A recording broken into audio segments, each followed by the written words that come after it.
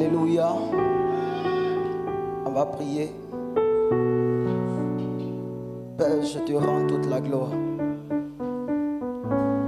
Merci Saint-Esprit. Je jette toute couronne et je te donne la gloire. Je ne suis qu'un serviteur inutile qui ne fait qu'accomplir sa tâche. C'est toi qui dois être honoré. C'est toi qui dois être glorifié. C'est toi qui dois être célébré. C'est toi qui dois être magnifié. C'est toi qui dois être exalté. Mon âme te bénit.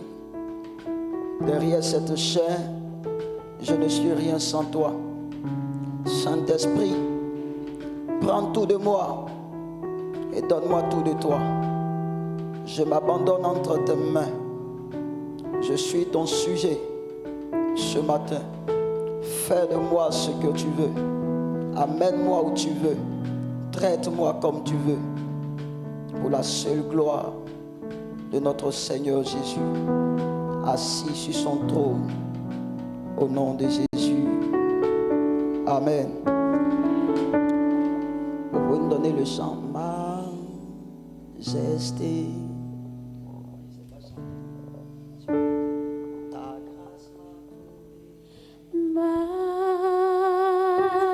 On va se tenir debout, on va chanter ensemble, on va chanter ensemble.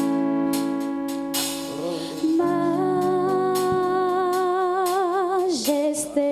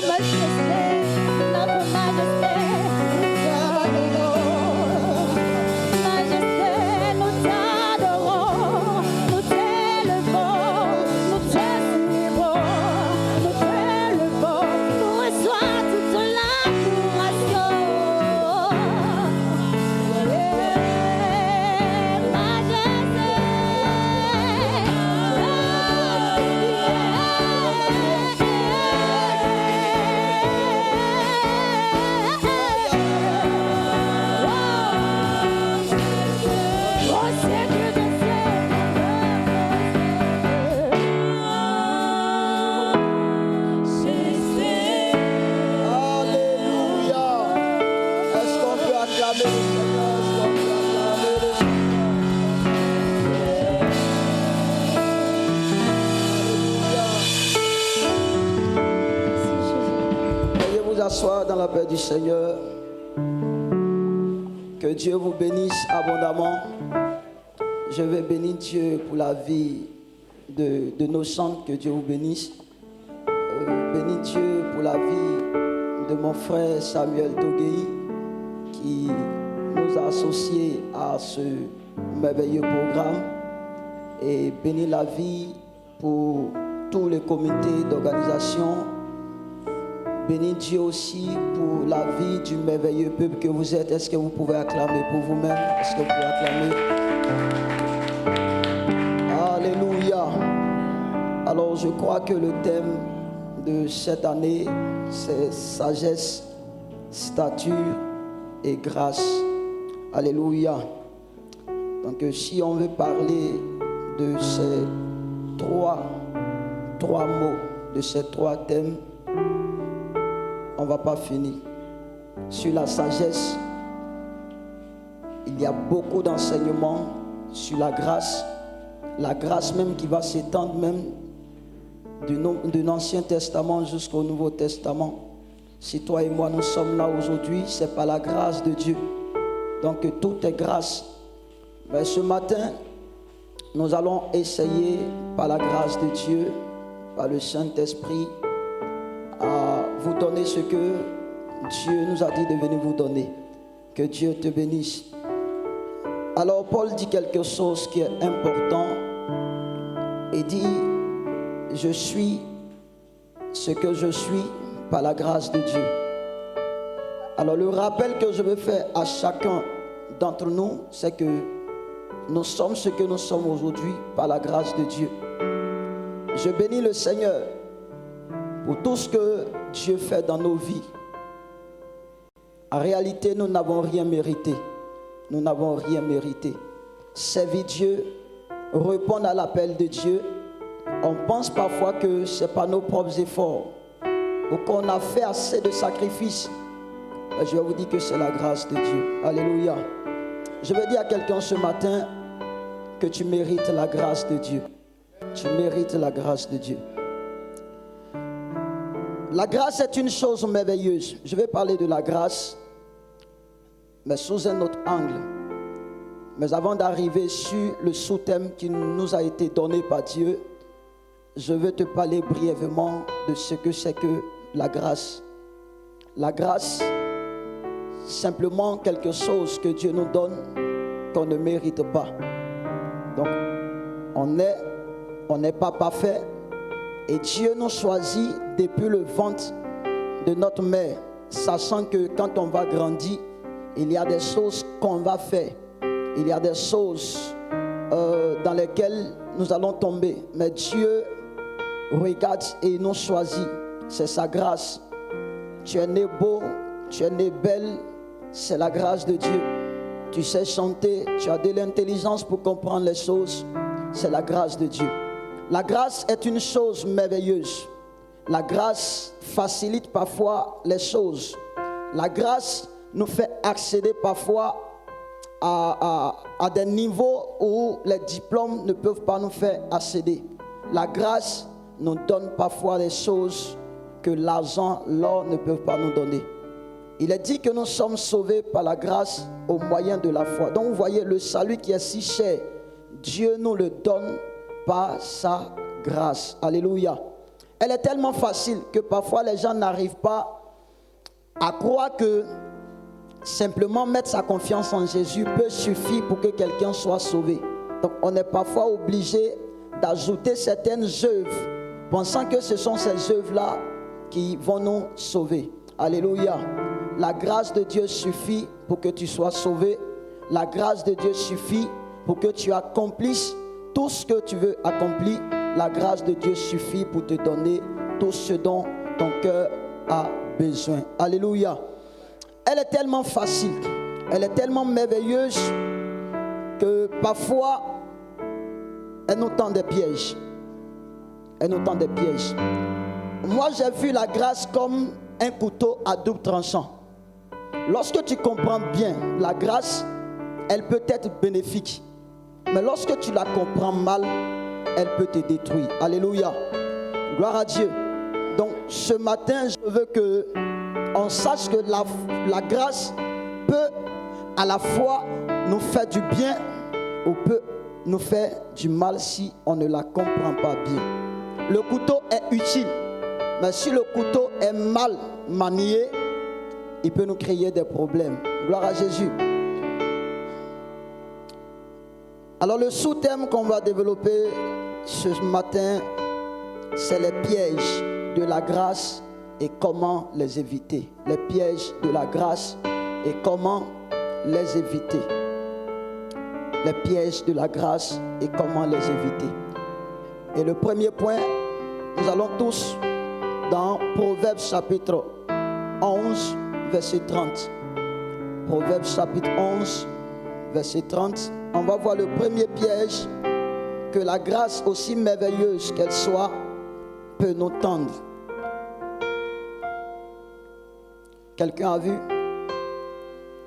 Proverbe 31, verset 30.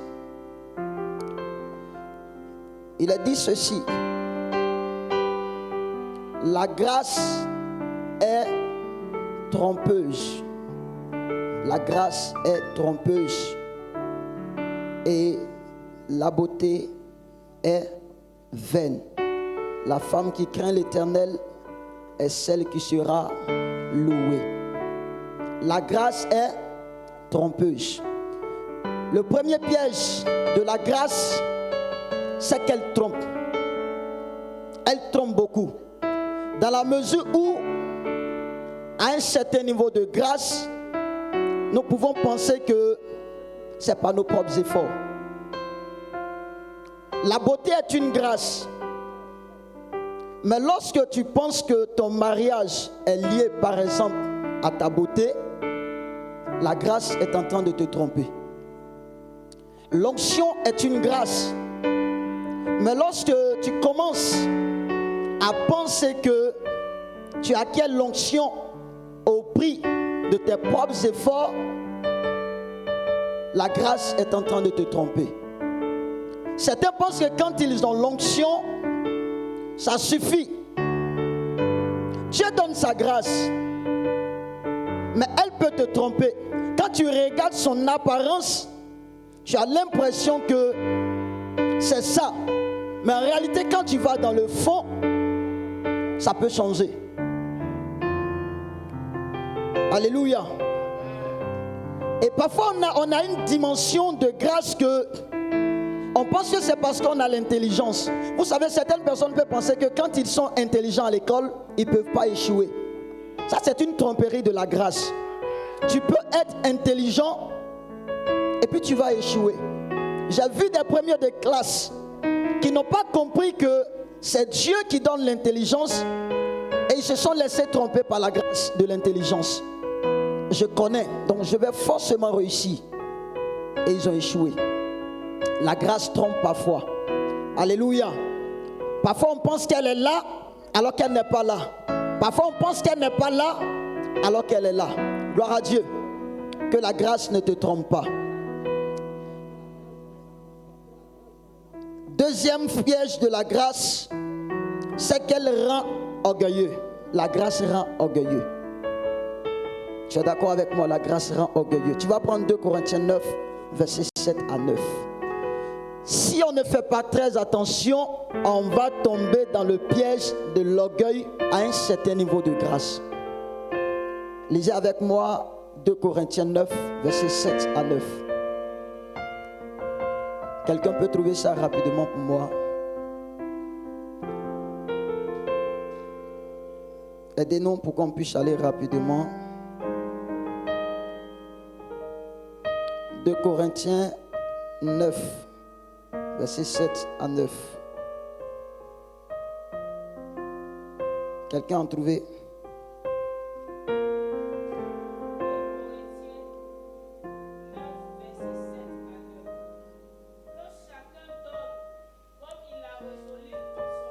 Pardon, ce n'est pas ce texte que je veux.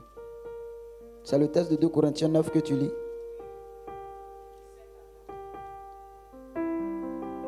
Excusez.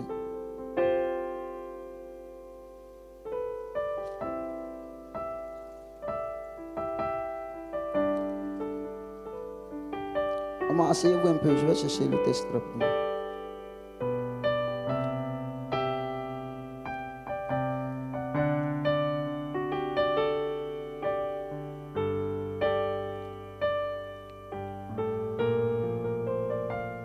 Oh, je me suis trompé un peu dans mes tests. Mais le test dans le livre de Corinthiens où Dieu a donné de merveilleuses révélations à Paul. Et Paul était sur le point de s'enorgueillir et Dieu lui, un ange de Satan, a mis une écharpe dans son corps et Paul a demandé à plusieurs reprises à Dieu de le guérir et le Seigneur lui a dit, ma grâce te suffit. Alléluia. Vous voyez, à cause de l'excellence de la grâce que Paul a reçue, il était sur le point de s'enorgueillir. Parfois, il y a des choses que Dieu nous montre. Il y a des révélations que Dieu va te montrer par sa grâce. Il y a des dimensions de bénédiction que Dieu va te donner par sa grâce. Il y a des niveaux que Dieu va te donner par sa grâce. Si nous ne faisons pas attention, cette grâce, ce poids de la grâce peut nous conduire dans l'orgueil. Et donc, Paul a été touché par une écharpe dans le corps pour l'empêcher de s'enorgueillir. Alléluia. Certains pensent que quand ils ont l'onction, ils sont déjà arrivés.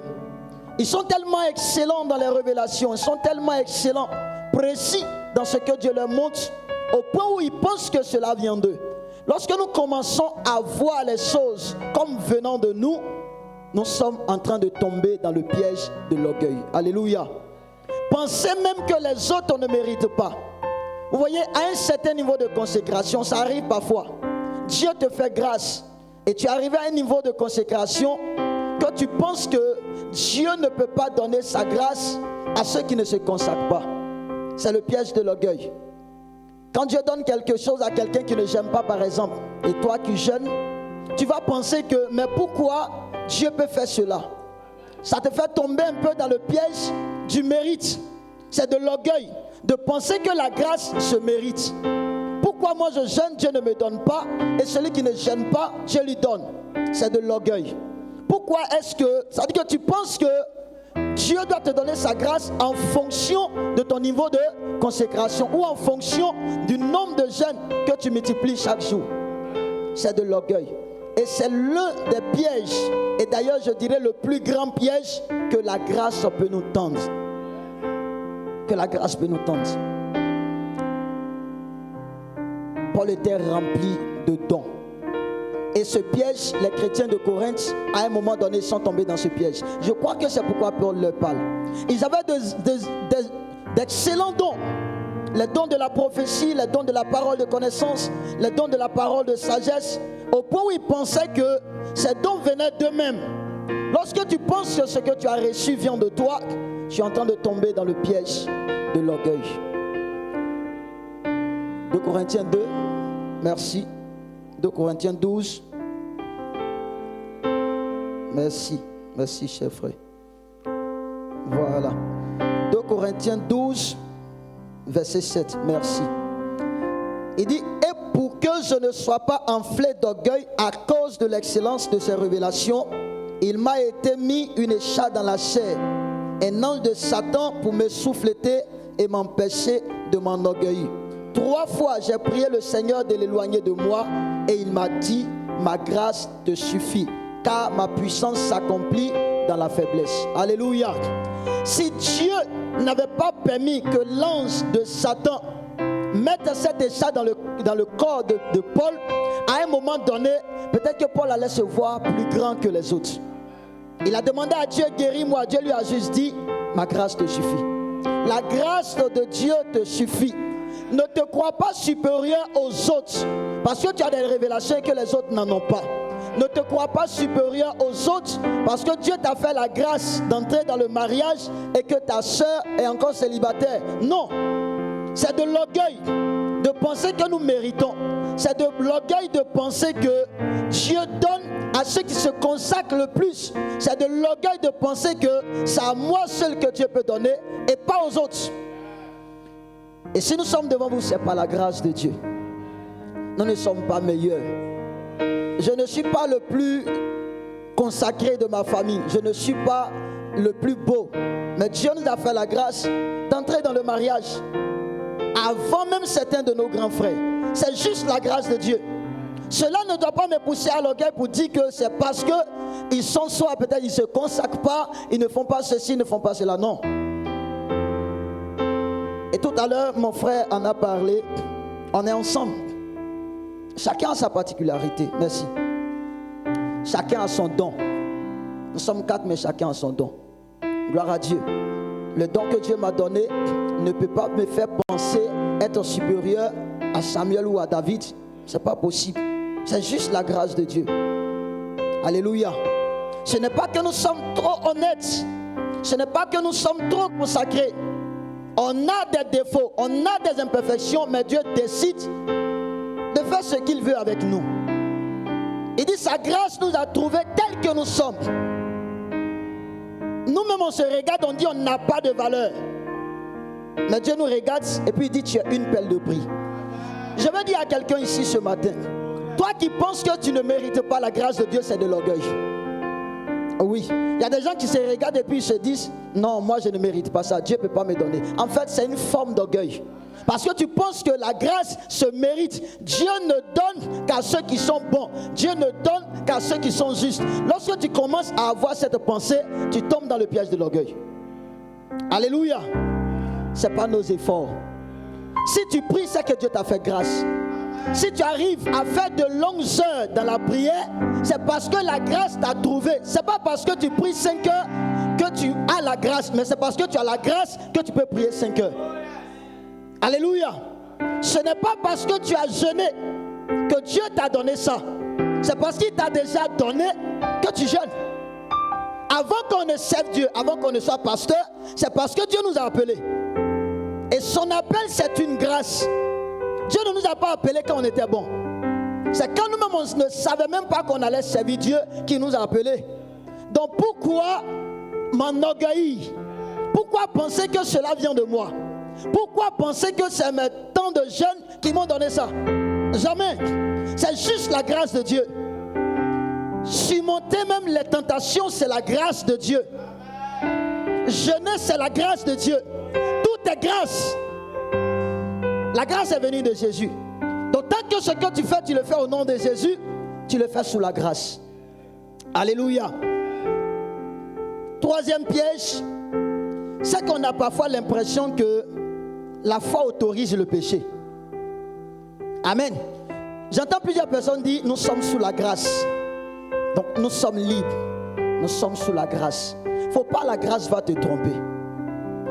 Allons dans Romains 5, verset 20, Romains 6, verset 1.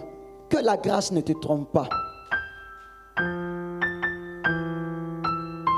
Je suis sous la grâce, donc je peux vivre comme je veux. Je peux faire ce que je veux. Et puis je viens servir Dieu. Non. Quelqu'un peut lire Romains 5, verset 20. J'espère que cette fois-ci, j'ai gardé la bonne note. Romains 5, 20, 6, verset 1.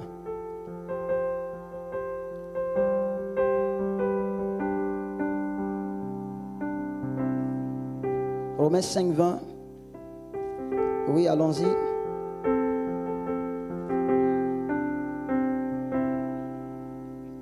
Oui, Romains 5, verset 20. D'accord, je vais lire. Il dit, or, la loi est intervenue pour que l'offense abondât. Mais là où le péché a abondé, la grâce a surabondé. Donc voici le verset préféré de ceux qui veulent délibérément pécher. Si tu ne lis pas les versets suivants, tu auras l'impression que la grâce de Dieu te dit, faut pécher plus, et puis je vais te faire plus de grâce. En fait, c'est ce que ça veut dire quand tu lis sans lire les versets qui suivent. Et c'est vrai. Si on prend dans son contexte, c'est ce que la grâce fait. Là où il y a un grand feu, on envoie beaucoup d'eau pour l'éteindre. Donc quand ton péché est grand, tu as besoin d'une grande grâce pour t'en sortir. C'est ce que la Bible veut expliquer. Il y a des situations dans lesquelles tu te trouves par rapport au niveau de ton péché. Il y a un certain niveau de grâce que Dieu va t'accorder. Celui qui vole par exemple, la grâce pour sortir du vol n'est pas pareille que celui qui a un meurtrier. Les grâces ne sont pas pareilles. Il y a des niveaux de grâce. Donc plus on pêche, plus que Dieu nous aime et qu'il veut qu'on se relève, il nous accorde plus de grâce. Mais regardez le verset qui suit. Chapitre 6. Il dit, que dirons-nous donc? Demeurions-nous dans le péché afin que la grâce abonde? Loin de là. Nous qui sommes morts au péché, comment vivrons-nous encore dans le péché? Alléluia. Paul pose la question de savoir, est-ce parce que la grâce de Dieu surabonde, là où nos péchés abondent, que nous devons continuer à pécher? La réponse, il dit, loin de là. Loin de là. Je vais faire et puis je vais demander pardon à Dieu. La grâce de Dieu existe. Ça c'est clair, Dieu va te pardonner. Alléluia. Mais je vais te dire quelque chose qui va peut-être te choquer. Vous savez, il y a certaines choses que tu peux perdre même si Dieu t'a pardonné. Il y a certaines grâces que tu peux perdre même si Dieu t'a pardonné. Je prends un exemple. Tu prends une machette. C'est l'image qui nous vient à l'esprit. Et puis tu tapes quelqu'un. N'est-ce pas? La plaie peut guérir. Ça peut finir. Mais la cicatrice ne va pas disparaître. Les grandes blessures laissent toujours des cicatrices, même si la blessure est guérie. Dieu va te guérir peut-être de cette chute. Mais il y a des choses que tu vas perdre. Il y a des choses que tu vas perdre. Alléluia. Donc ne nous laissons pas tromper par le fait que quand nos péchés sont là, la grâce de Dieu vient pour répondre à notre besoin.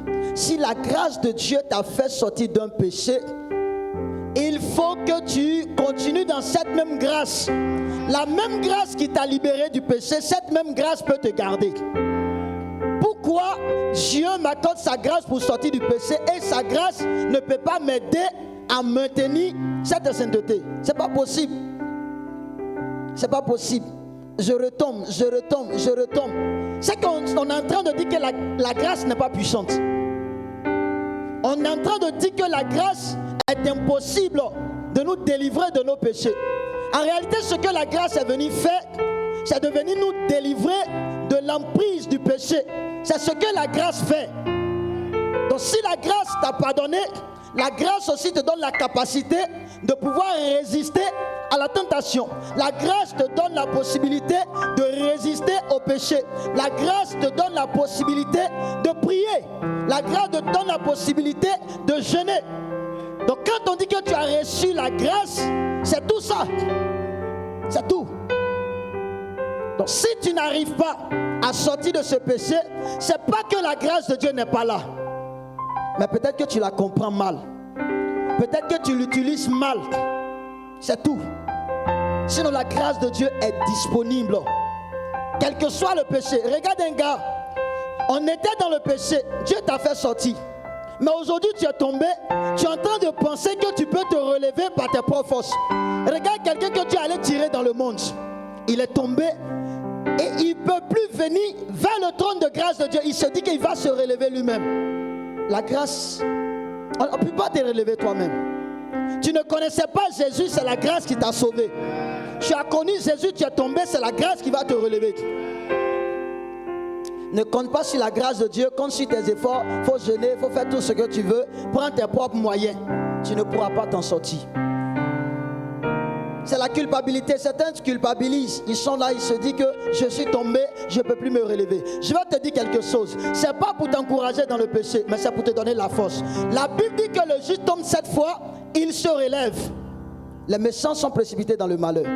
Le juste tombe 7 fois. Tant que tu tomberas et que tu reconnaîtras qu'il y a une grâce disponible pour toi, tu peux te relever. On a connu aussi des hauts et des bas.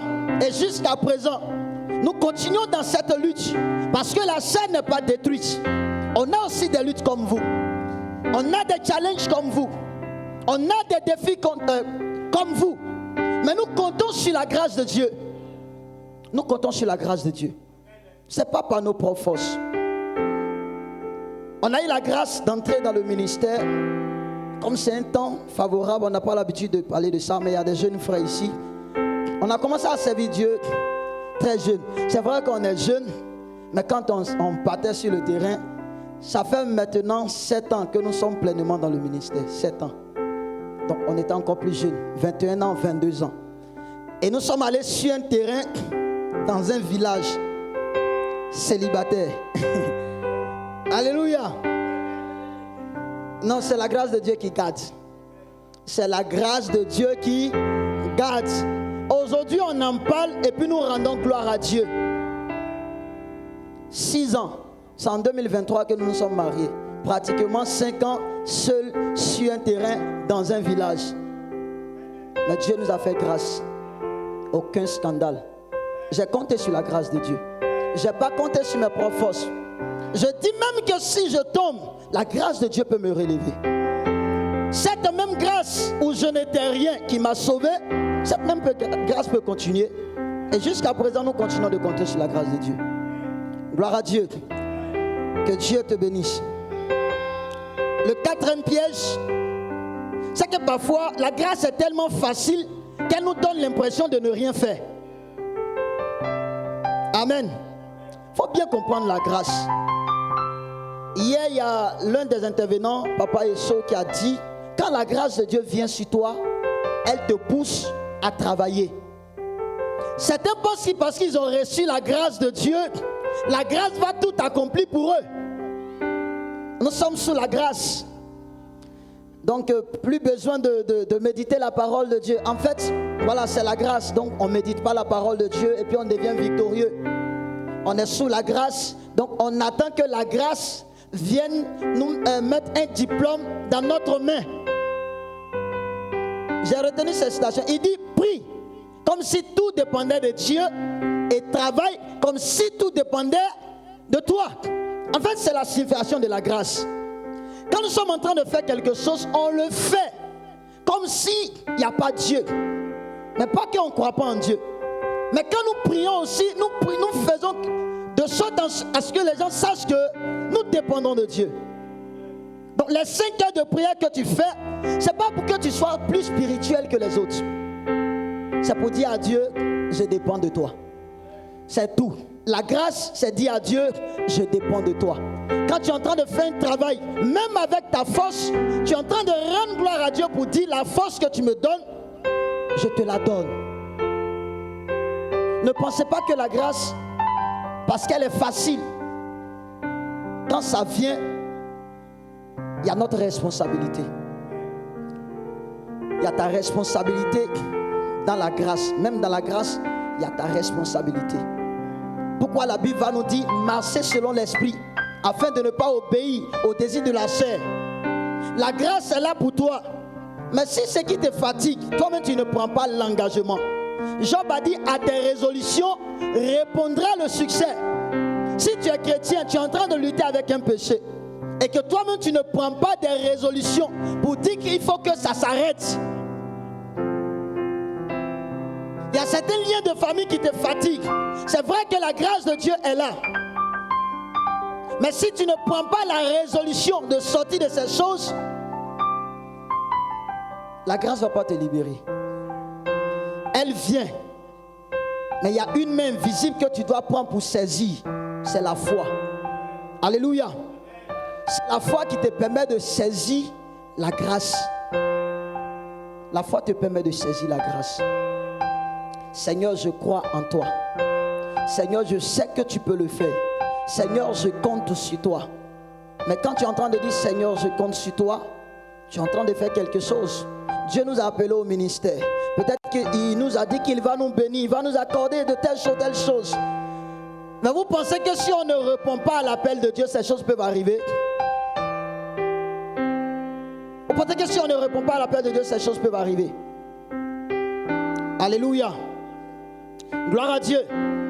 Donc, faut pas la grâce va te tromper. Faut pas, la grâce va te faire tomber dans le piège de l'orgueil. Le dernier piège que je vais te dire, c'est le 5e piège, non? On pense parfois que la grâce ne peut pas partir.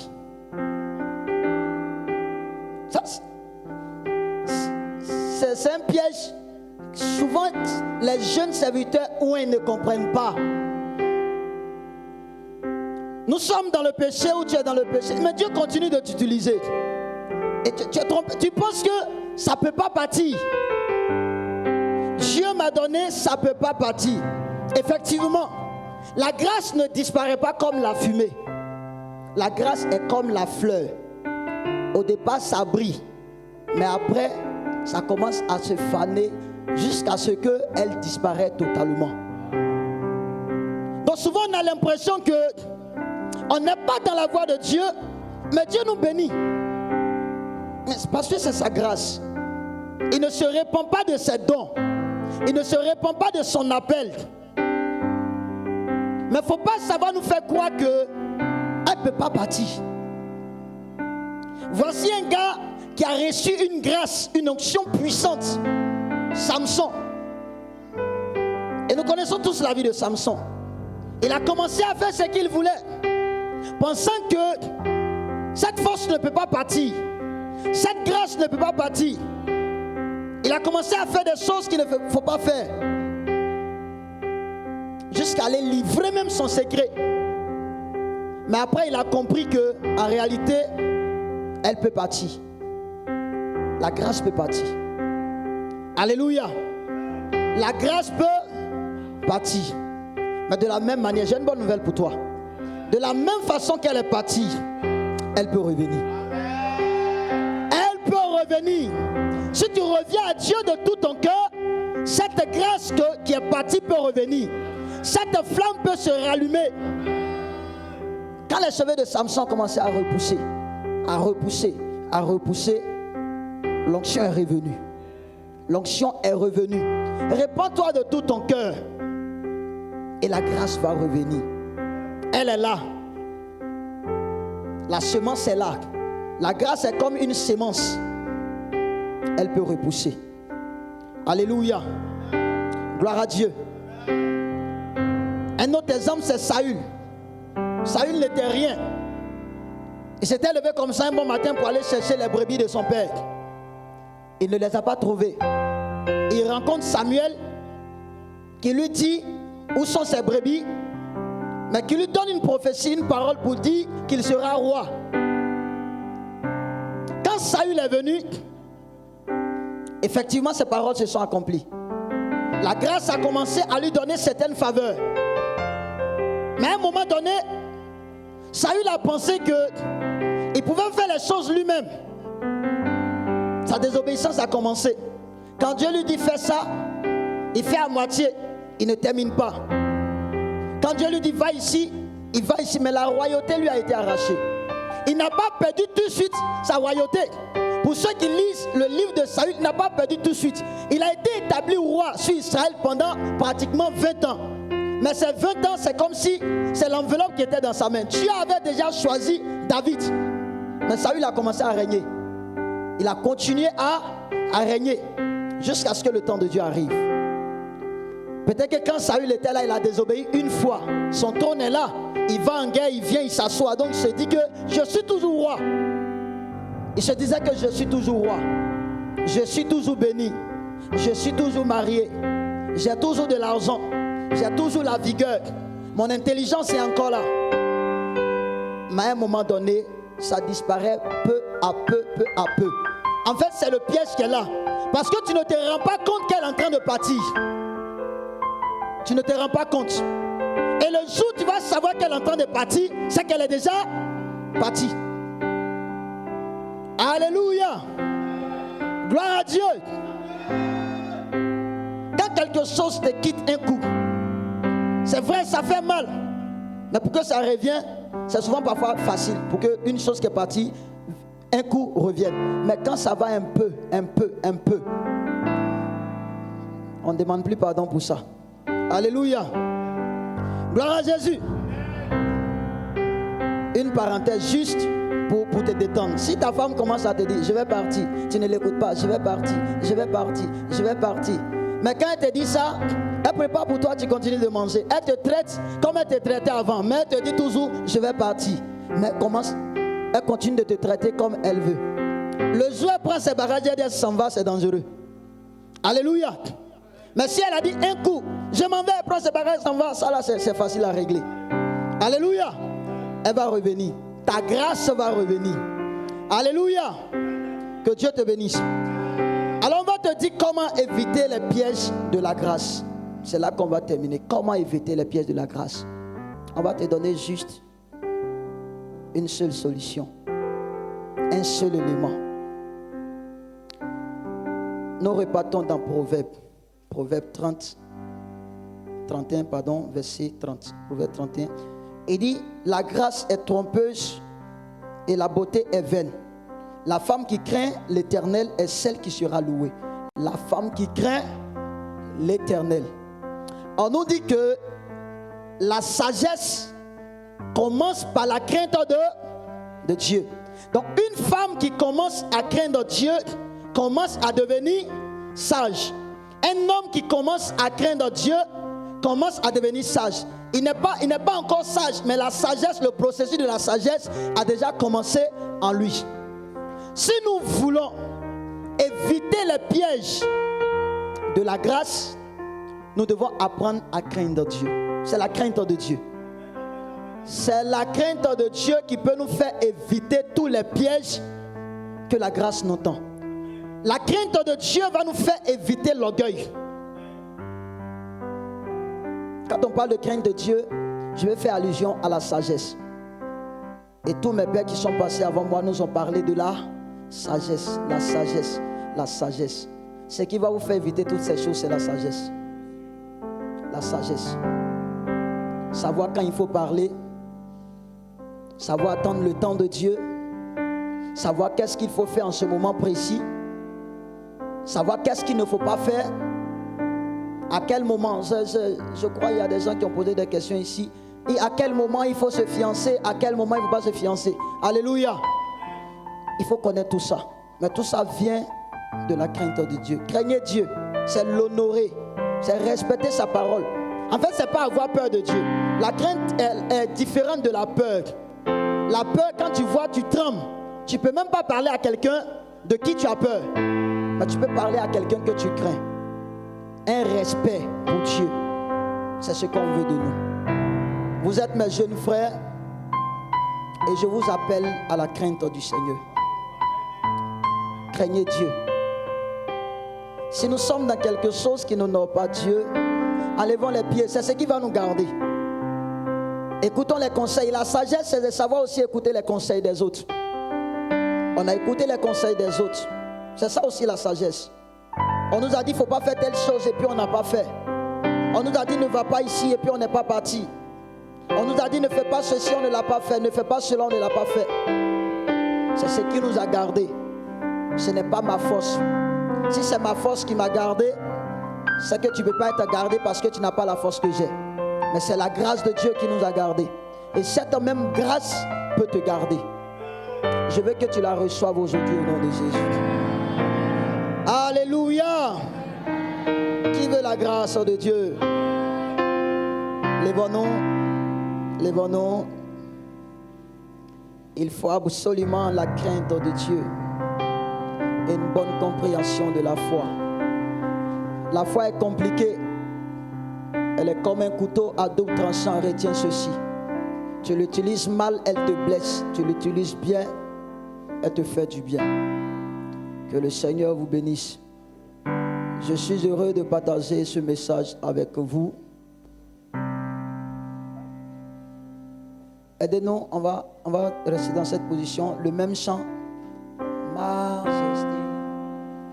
Tu vas fermer les yeux et tu vas regarder à ton problème. Tu vas juste regarder à ton problème et tu vas voir Jésus qui est en train de mourir à la croix pour toi. Je veux juste que tu regardes à ton problème. Mais derrière ton problème, il faut voir la grâce de Dieu. Il faut voir la grâce de pouvoir te relever. Il faut voir la grâce de pouvoir prendre un nouveau départ. Ferme les yeux et regarde Jésus. Regarde sa grâce. Regarde à la grâce de Jésus pour toi. Regarde à la grâce de Jésus pour toi. Merci Seigneur pour ta grâce. Merci Seigneur pour ta grâce. Merci Seigneur pour ta grâce. Merci Seigneur pour ta grâce. Merci Seigneur pour ta grâce. Merci Seigneur pour ta grâce. Merci Seigneur pour ta grâce. Merci Seigneur pour ta grâce. Merci Seigneur pour ta grâce. Majesté. Oh Seigneur, ta grâce nous a trouvés.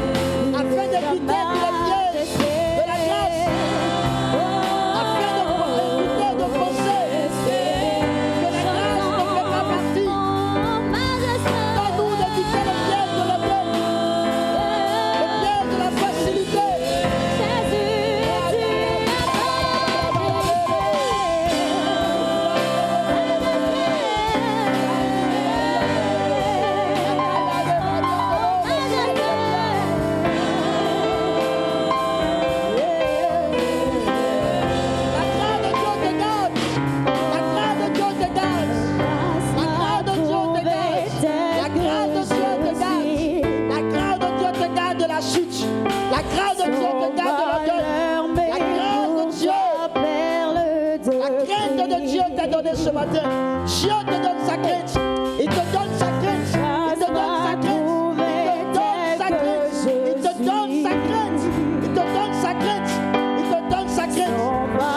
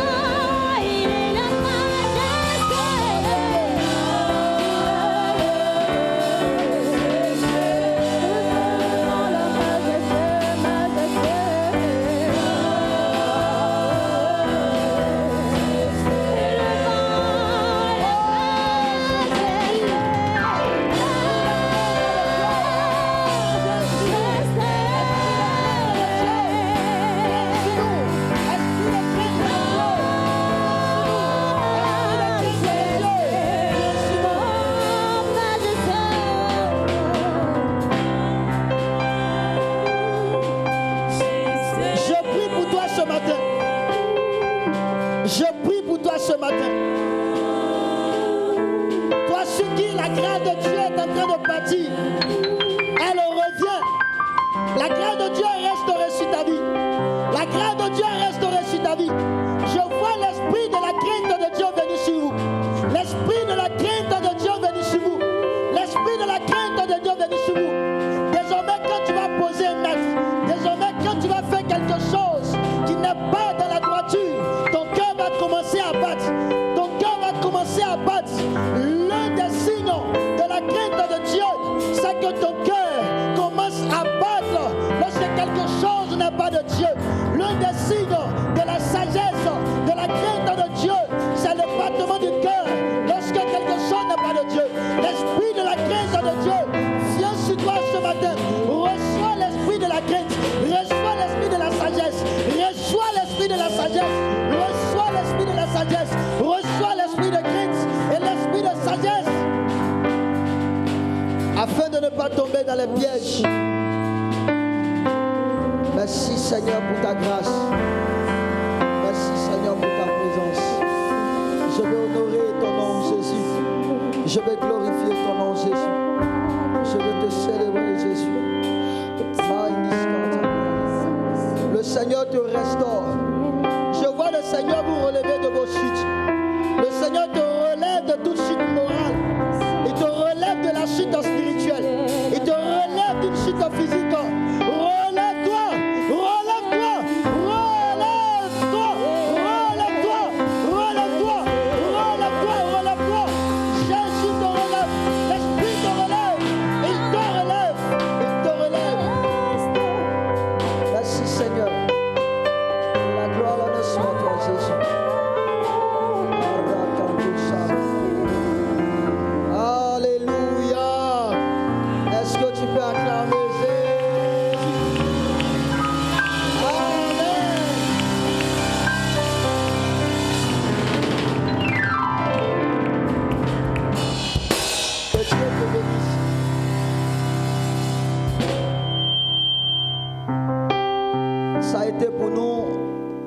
belle expérience de partager ce message avec vous. Et je crois de tout mon cœur que ce message est tombé dans de bonnes terres. Je crois de tout mon cœur qu'au sortir de ce programme, Dieu te bénira abondamment. Les choses que tu n'arrivais pas à faire par ta propre force, la grâce de Dieu te donnera de les faire au nom de Jésus. Ce que tu n'as pas pu accomplir par tes propres efforts, la grâce de Dieu te donne de les accomplir. Les endroits où tu n'es pas arrivé par tes diplômes, par tes propres forces, la grâce de Dieu te fait accéder à ce niveau au nom de Jésus. Le péché que tu n'as pas pu vaincre par tes propres forces, en sortant d'ici, Dieu t'accorde ta grâce de vaincre ce péché au nom de Jésus. Le mariage que tu n'as pas encore, en sortant d'ici, Dieu t'accorde la grâce de te marier au nom de Jésus. Et regarde, je vais te dire une dernière chose. Tu t'es marié et tu penses que ton foyer est en difficulté. En sortant d'ici, Dieu t'accorde la grâce d'un foyer restauré au nom de Jésus. Que Dieu te bénisse et que Dieu te garde. Merci à vous. Merci.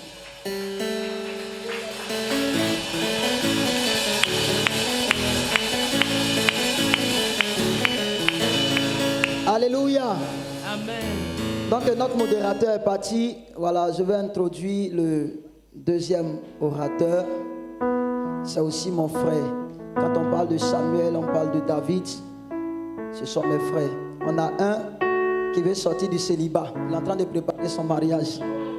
C'est pourquoi il n'est pas là. Je ne parle pas de David et de Samuel. Voilà, le quatrième parmi nous est en train de préparer son mariage qui est prévu pour le 30 août. Donc il n'est pas venu.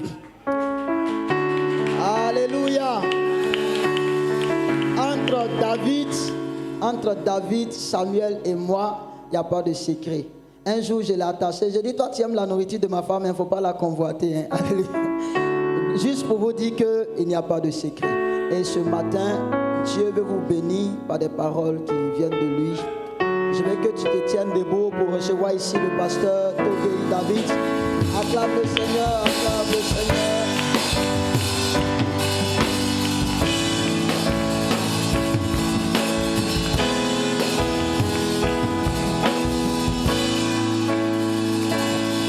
Est-ce qu'on peut acclamer le Seigneur Jésus?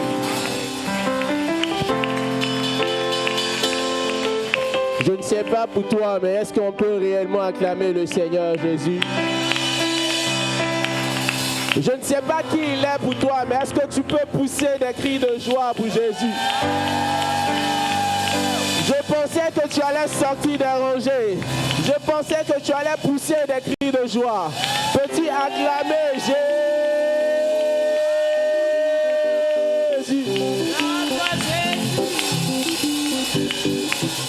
Amen. Qui a été béni par le message? Waouh, quel message! Peut-on acclamer le Seigneur pour la vie du pasteur Kwame? Alléluia. Pour ma vie, c'est l'un des pasteurs les plus authentiques.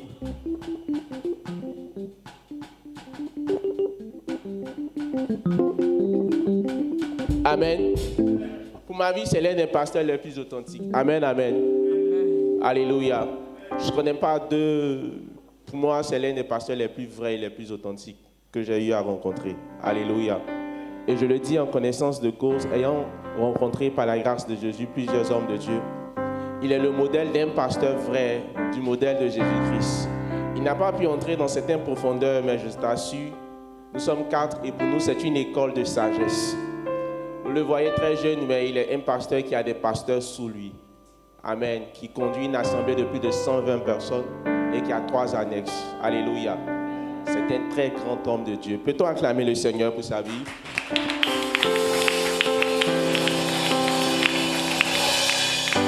Alléluia. Et moi, j'ai la responsabilité de parler avec toi d'un message. Mais je veux que tu mettes la main sur ton cœur et toi et moi, nous allons prier. Dis avec moi, Seigneur Jésus, ce soir encore, je me présente à toi comme un vase vide. Remplis-moi. Saint-Esprit, je me présente à toi comme un vase vide. Remplis-moi. élève la voix et prie. Prie. Prie.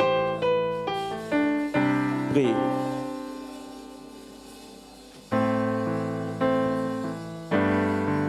Prie, prie. Prie. Dis au Saint-Esprit de te remplir. Dis, Saint-Esprit, remplis-moi. Me voici encore.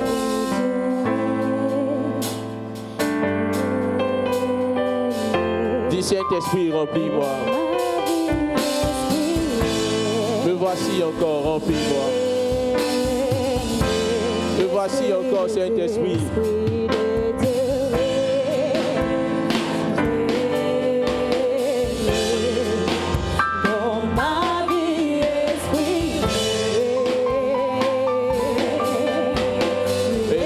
Salabra coco chata la ba la gada la ba. Ibelebra sako coco salaba ya gada la ba da. Araba raba ba ba ba ba ba ba ba ba ba. Ba ba ba ba ba ba ba ba ba ba ba ba ba. Rebele gata ba ya ba ba ba ba ba ba. Lele la ba ya la ba la gada la ba ya ba la ba ba ba. Comme vas-y donc je me présente à toi Saint-Esprit. Remplis-moi. Moi, les Kaya Braya Bosa. Oh, aïe, aïe, aïe, aïe, aïe. La Kala Baba Baba Baba Baba Baba.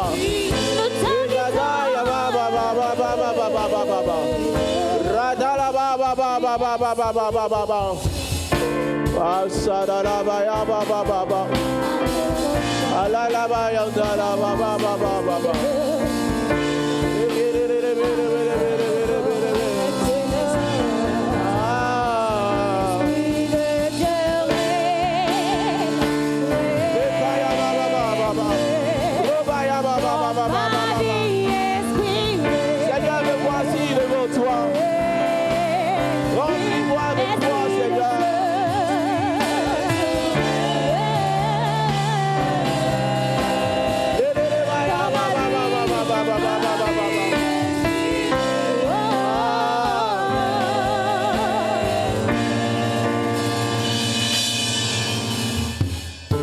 Élève la voix, prie.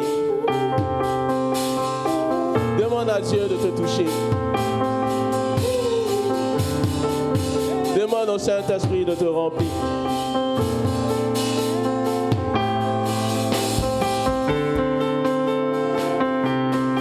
Parle à Dieu, parle à Dieu.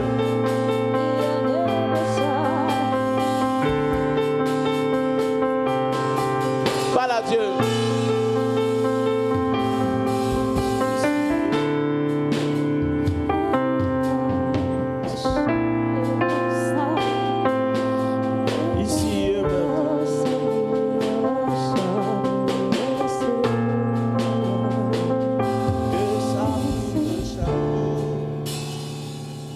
Que ça coule, que ça coule. Que ça coule. Que ça coule, que ça coule. Ici et maintenant, que ça coule en moi. Que ça coule, que ça coule. Que ça coule, que ça coule. Que ça coule, ici et maintenant, que ça coule en moi. Lève les mains. Que ça coule, que ça coule. Que ça coule, que ça coule. Que ça coule, que ça coule. Que ça coule, que ça coule. Que ça coule, que ça coule. Que ça coule, que ça coule. Ici et maintenant, que ça coule en moi. Parle-moi, parle-moi.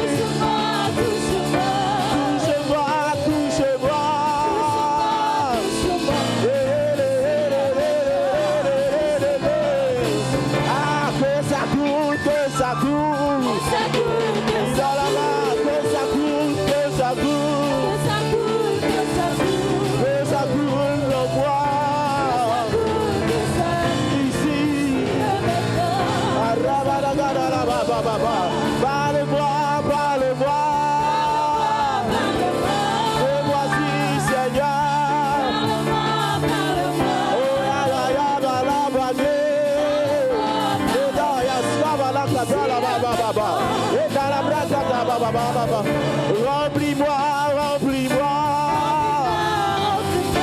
Remplis-moi, remplis-moi. Remplis-moi, remplis-moi. Parabakadele bayaga sabado.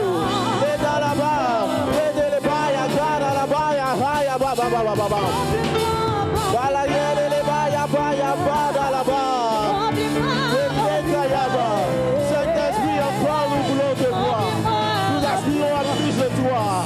Me voici encore comme mes pas. Remplis-moi, remplis-moi, remplis-moi. Libra la bayaka ya brasi kata la bada.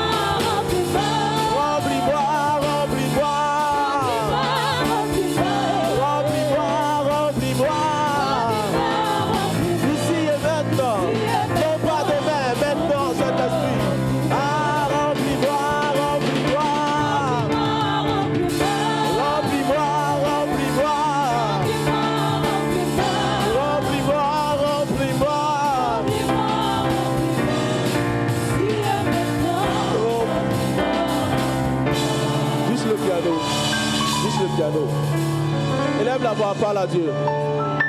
Parle à Dieu, parle à Dieu. Dis Saint-Esprit, remplis-moi. Saint-Esprit, remplis-moi. Je te donne ma vie, je te donne ma jeunesse. Comme mes vases vides, je viens au-devant de toi. Saint-Esprit, remplis-moi. Ici et maintenant, remplis-moi. Ici et maintenant, touche-moi. Le son de la voix des noms ne peut affecter ma vie. Et voici pourquoi Pierre a dit, à qui irions-nous? Tu es celui qui a les paroles de la vie. Vers qui allons-nous tourner? Tu es celui qui a les paroles qui donnent vie. Parle à Dieu.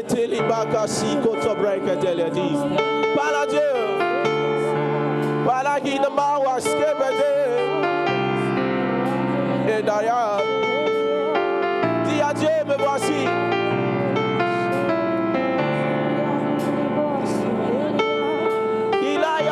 Casquitos. Oh.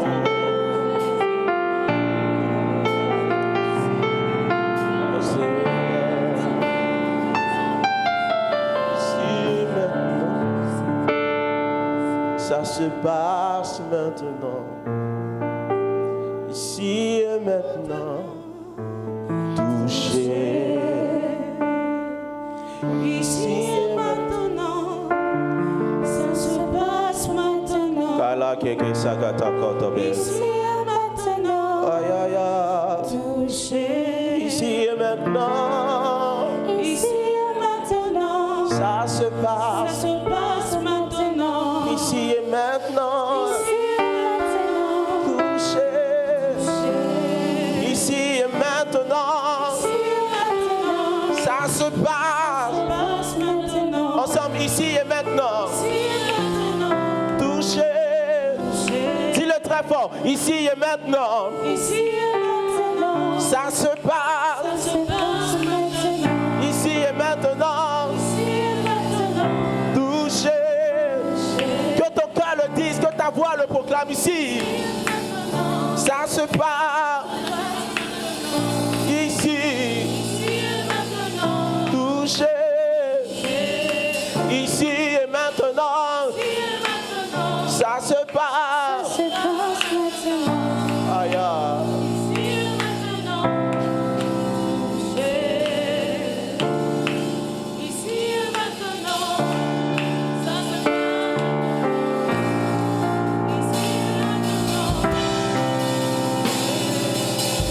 Ici et maintenant. Ça se passe maintenant. Ici et maintenant.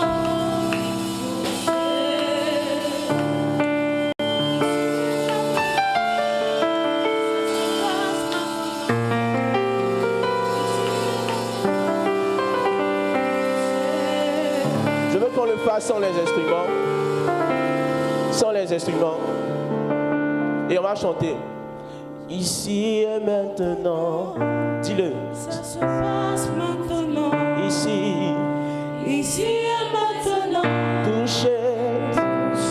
Mets la main droite sur ton cœur. Ici et maintenant. Ici et maintenant. Ça se passe. Ça se passe maintenant. Ici. Ici et maintenant. Toucher. Ici et maintenant. Ça se Ça passe. se passe maintenant. Ici et maintenant. Ici et maintenant. Toucher. Et là, dans ce doux murmure, yeah. Seigneur, c'est à toi que nous venons. Comme un autel ou comme un holocauste, je veux monter sur l'autel. Je vois le Saint-Esprit toucher deux personnes. Je ne sais pas qui sont ces personnes, mais je vois comme un vent de restauration. Il te touche maintenant. Il te touche maintenant.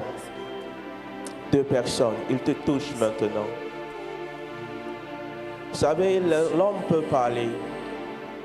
Un beau message peut te faire du bien. Ah, il te touche maintenant. Deux personnes. Deux personnes. Il y a des choses que la bouche ne peut dire. Il y a des choses qu'on ne peut vivre.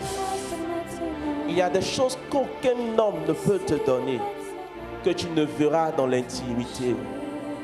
Dans l'intimité de sa présence. Il y a une présence du Saint-Esprit dans cette salle. Il y a des personnes qui vont sentir sa présence. Un doux murmure de sa présence. Un doux murmure de sa présence. Un doux murmure de sa présence. Il te dit, monte ici. Il te dit, monte ici. Montre que je te montre des choses. Montre que tu vois. Mais laikos kebres. Doux murmure. Merci, Saint-Esprit. Ici et maintenant. Ici et maintenant. Ça se Ça passe. se passe maintenant. Yeah. Ici et maintenant. Merci, Saint-Esprit. Père, je montre encore sur l'autel comme un sacrifice. Je te donne ma vie. Je veux m'offrir en holocauste. J'ai l'impression de ne pas te connaître chaque jour qui passe.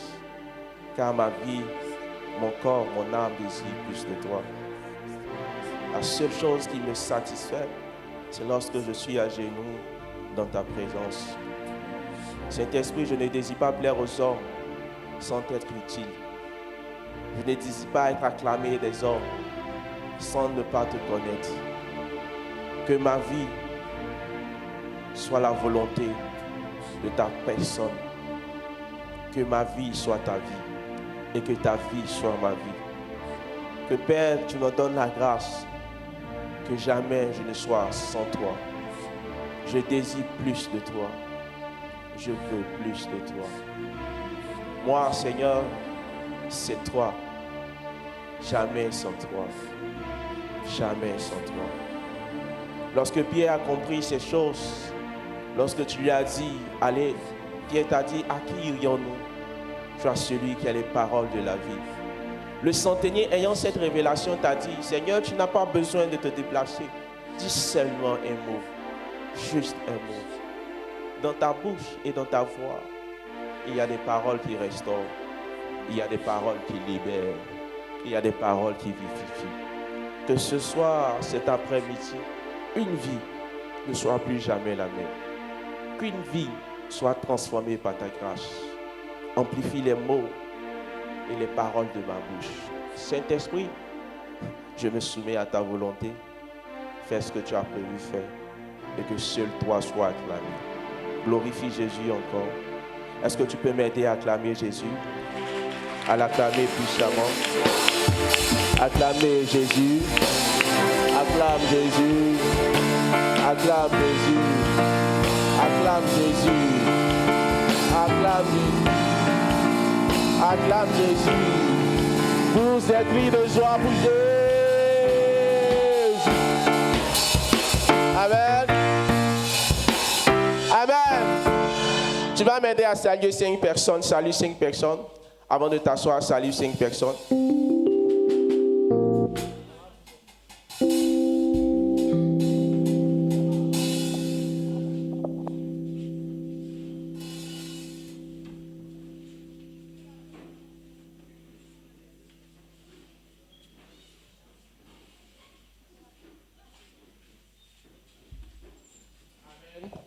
Que Dieu nous bénisse.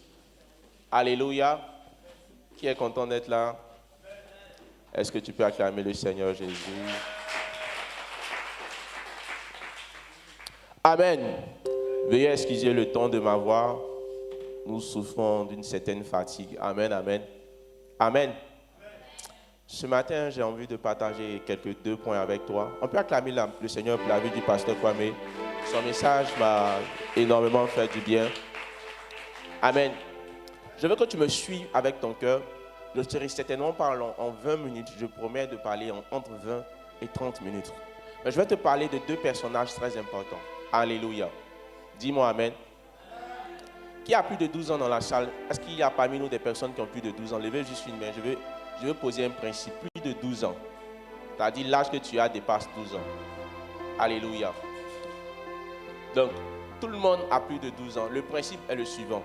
Tu peux baisser la main. La Bible dit, lorsque Jésus a eu 12 ans dans Luc, il est monté et adoré à Jérusalem. Et ses parents l'ont cherché, ils ne l'ont pas trouvé, mais ils l'ont retrouvé 3 jours plus tard, assis au milieu du temple avec des docteurs.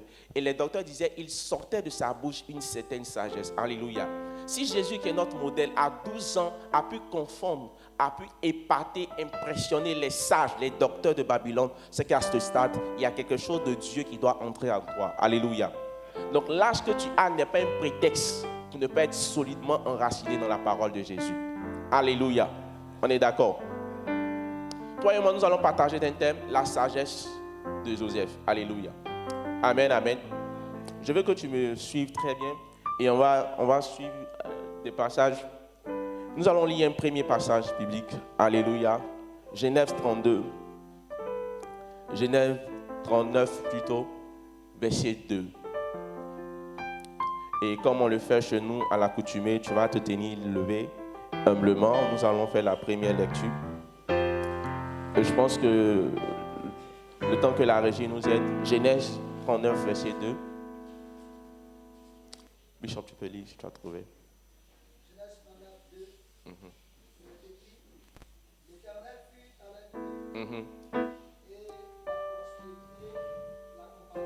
D'accord.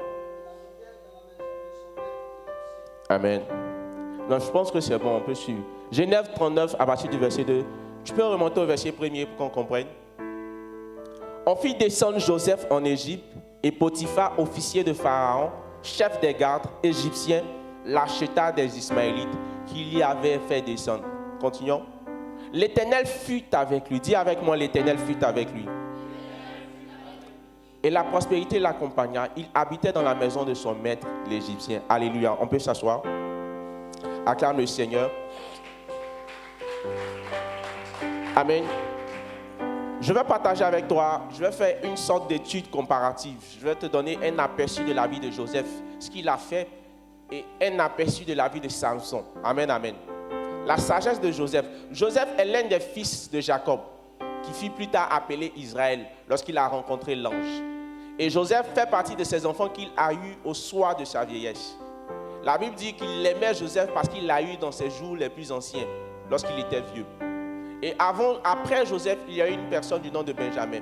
Cet homme, Joseph, aimé de son père, 11e garçon, certains le disent, va commencer à vivre une vie d'adolescence qui va le privilégier de ceux de ses frères. Il sera aimé de son père. Ça va lui donner droit à un traitement de faveur. Il va recevoir une tunique de plusieurs couleurs. Amen. Suis-moi bien. Et lorsqu'il reçoit cette tunique-là va faire une distinction entre Joseph et ses frères. Et un jour, son père va l'envoyer pour dire, va prendre les nouvelles de tes frères qui sont allés faire paître les troupeaux. En bon enfant, il va aller. Et la Bible dit, à cause des songes que Joseph avait eus, à cause du mandat, à cause du plan que Dieu avait prévu, accompli par Joseph, Dieu lui avait donné des songes. Alléluia. Je ne pourrais pas entrer en profondeur de mon message. Je vais flotter là où le Saint-Esprit va me dire. Joseph va arriver et ses frères vont le vendre.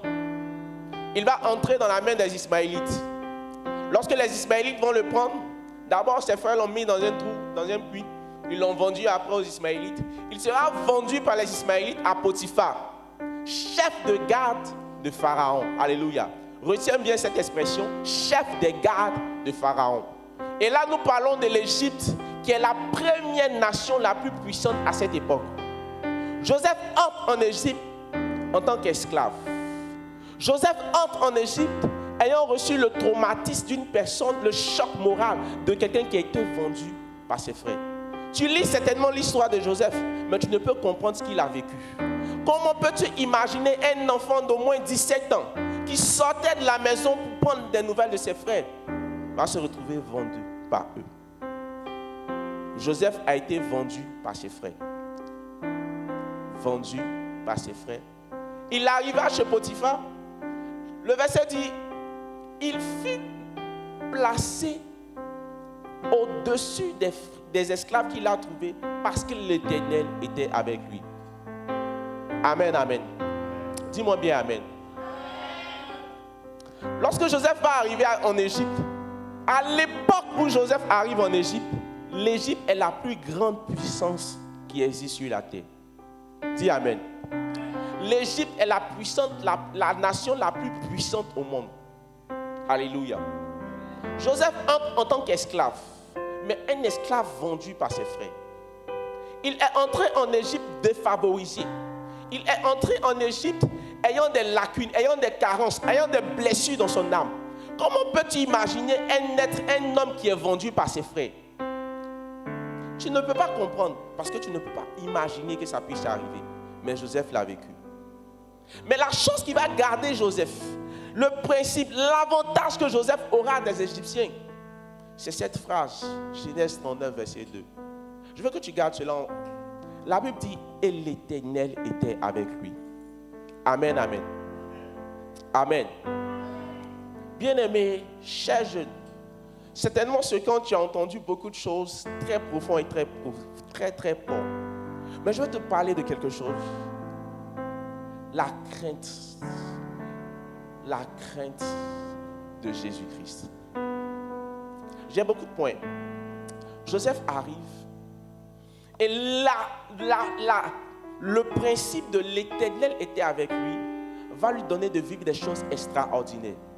La Bible dit qu'il arrive aussi longtemps et aussi vrai que Potiphar a discerné qu'il y a quelque chose de spécial sur ce jeune homme. La Bible dit dans le livre de Genèse que Potiphar ne prenait soin de Joseph que de sa nourriture.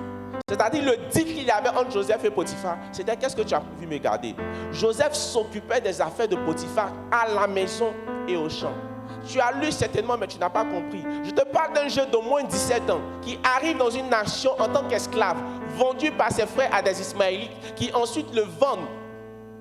Il arrive à cause de la grâce qu'on appelle l'Éternel était avec lui. Il est surclassé.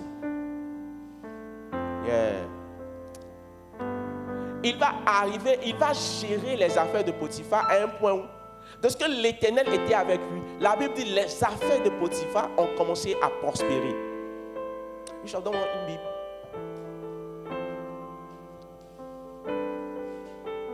Amen. Prenons nos Bibles. Peut-être que tu ne me crois pas. Amen. Prends ta Bible dans Genèse 39.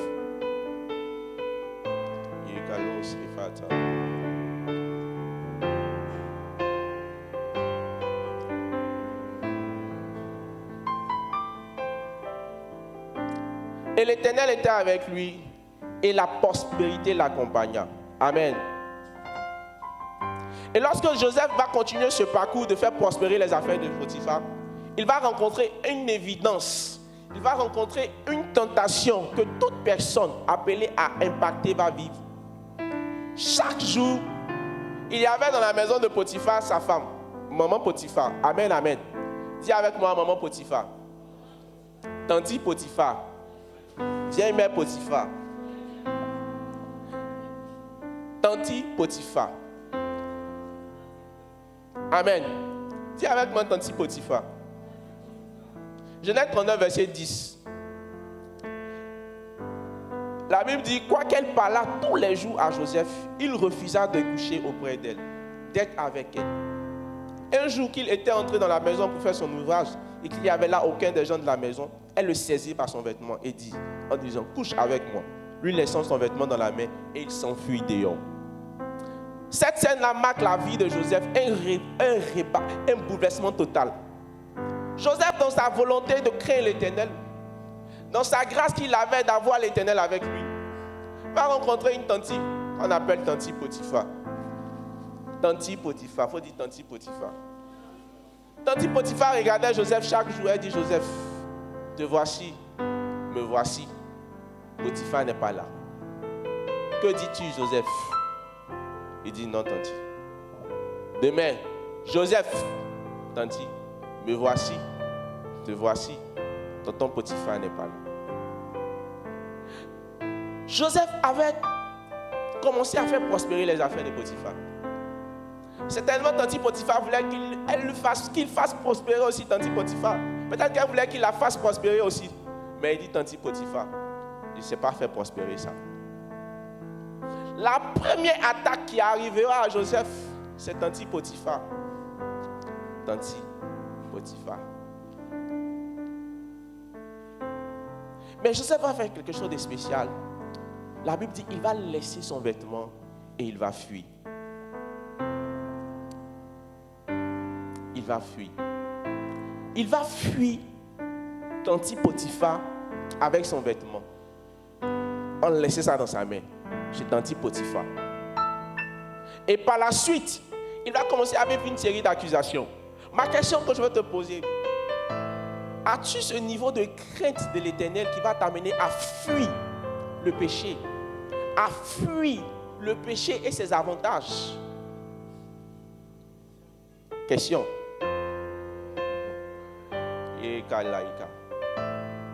Joseph, il va dire une phrase importante. Il va dire une phrase importante. Alléluia. Genèse 39, à partir du verset 5. Bon, prenons verset 7 pour être rapide. Après ces choses, il arriva que la femme de Potiphar, son maître, porta les yeux sur Joseph et dit, couche avec moi. Il refusa. Que le Seigneur t'accorde cette grâce.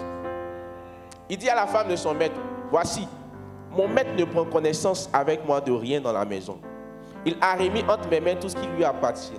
Il n'est pas plus grand que moi dans cette maison. Il ne m'a rien interdit. Amen, amen. Excepté toi parce que tu es sa femme.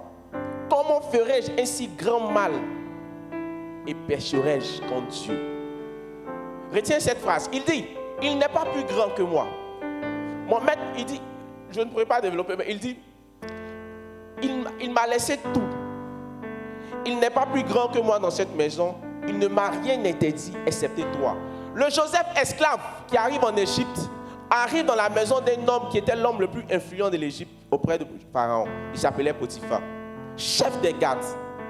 Et lorsqu'il arrive, la faveur de l'Éternel, le principe de l'Éternel était avec lui, va faire que Joseph a entré dans la maison de Potiphar. Et cela va faire que Joseph va devenir semblable à Potiphar. Puisqu'il dit, il n'est pas plus grand que moi. Il ne m'a rien interdit. Joseph va voir sa vie d'esclave brisée. Son fardeau, son statut d'esclave être détruit. Il n'est pas plus grand que moi. Il ne m'a rien interdit. Excepté toi. Et comment ferais-je un aussi grand mal et pécherais-je contre l'Éternel? Yeah. Joseph avait conscience que tout ce qu'il vivait, tout ce qu'il avait, partait du principe de et l'Éternel était avec lui. Et il savait que s'il couchait avec maman Potiphar, tanti Potiphar, il serait en train de pécher contre l'Éternel. Joseph avait un certain niveau de sagesse. Parce que dans le proverbe, on dit la crainte de l'Éternel est le commencement de la sagesse. Il dira, pécherai-je contre l'Éternel? Ma question pour toi, jeune, as-tu cette grâce de dire comment commettrai un aussi grand mal et pécherai-je contre l'Éternel? La sagesse se décline. L'un des principes de la sagesse de Joseph, c'est la crainte extrême de l'Éternel. Craindre Dieu au détriment de la crainte des hommes. Le Seigneur Jésus, le sachant, va dire à ses disciples, il dit, ne craignez pas les hommes qui peuvent détruire le corps, mais qui ne peuvent rien faire à l'âme. Car moi, je peux détruire le corps et l'âme. Jeune, où est passée cette crainte que tu avais de l'Éternel? Où est la crainte de Dieu que tu as? La sagesse, oui, mais aucune sagesse ne vient sans une crainte extrême de l'Éternel. Où tu ne bases pas ta vie, ta jeunesse sur les standards et les réalités de ton époque, mais tu bases ta vie sur les standards du ciel. Dis Amen profondément. Où ta jeunesse n'est pas définie par ce qui t'environne, n'est pas définie par les challenges TikTok, mais ta jeunesse est définie par l'intimité que tu as avec le Seigneur. Comment ferais-je un aussi grand mal et pécherai-je contre l'Éternel? Pas comme les hommes, mais je pécherai contre l'Éternel. Jeune, la sagesse, oui, mais aucune sagesse ne vient sans une crainte extrême. Yeah. Le deuxième principe est le suivant. Lorsque tu sais honorer l'Éternel, lorsque tu as une crainte extrême du Seigneur, Dieu amplifie sa grâce, la grâce de sa présence sur ta vie. Dis-moi Amen bien. Lorsque tu sais craindre l'Éternel, la présence de Dieu ne te fait pas défaut. Dis un Amen. Je vais te montrer un autre personnage. Dans la vie, les mandats, le principe, l'origine même de sa naissance était appelé à faire des exploits. Mais il n'a pas su donner gloire à l'Éternel. Il a manqué un principe fondamental. Est-ce qu'on peut lire Juge 16? Juge 16, verset 20. Dis à ton voisin, il y a Dieu ici. Peut-être qu'il n'a pas cru. Dis voisin, il y a Dieu ici. Il ne te croit pas. Dis voisin, il y a Dieu ici. Juge 16, verset 20. Elle dit alors, les Philistins sont sur toi, Samson. Il se réveilla de son sommeil et dit, je m'en tirerai comme les autres fois. Je me dégagerai. Mais regarde la triste fin de Samson. Il ne savait pas que l'Éternel s'était retiré de lui. Je relis pour toi. Elle dit alors, les Philistins sont sur toi, Samson. Et il se réveilla de son sommeil et dit, je m'en tirerai comme les autres fois. Je me dégagerai. Il ne savait pas que l'Éternel s'était retiré de lui. L'exploit que tu auras à faire et que tu feras dans ta vie et dans ta génération est déterminé par la présence de l'Éternel avec toi. Par la présence du Saint-Esprit avec toi. Samson avait oublié ce principe. On ne peut rien faire d'aussi grand sans le Saint-Esprit. Jésus, le sachant, va enseigner à ses disciples dans Jean 5, verset 20. Dans Jean 5, verset 2, il dit, car sans moi, vous ne pouvez rien faire. Chers frères, chères sœurs, il y a bien plus que le niveau de connaissance que la terre, les hommes peuvent nous donner. Si tu désires avoir un niveau de sagesse, de grâce et de statut, il te faut une chose, ou du moins deux choses que tu dois connaître principalement. Tu dois demander à Dieu de t'accorder la faveur, la grâce d'avoir une crainte de l'Éternel. Une crainte extrême de l'Éternel. Voici pourquoi je trouve que le message du pasteur Kwame est complémentaire au mien, parce qu'il te faut la grâce pour vivre dans la sainteté. Dis Amen. Il te faut la grâce pour vivre dans un certain niveau de crainte. Le deuxième point, c'est ces jeunes désireux de la présence de Dieu. Regarde, notre génération ne connaît pas le Saint-Esprit. On a caricaturé le Saint-Esprit à juste la démonstration de puissance. On n'a pas compris ce que le Saint-Esprit, l'Esprit de l'Éternel avec une personne peut faire. Joseph est arrivé dans un territoire qu'on appelle Égypte, qui est la plus grande puissance au monde. Mais à cause de l'Éternel avec lui, il va infiltrer les systèmes jusqu'à arriver au plus haut sommet des nations. Joseph va donner une sagesse à l'Égypte qu'aucun homme n'a pu donner avant lui. Je vais te donner un passage. Il y a un passage que j'ai lu qui m'a choqué.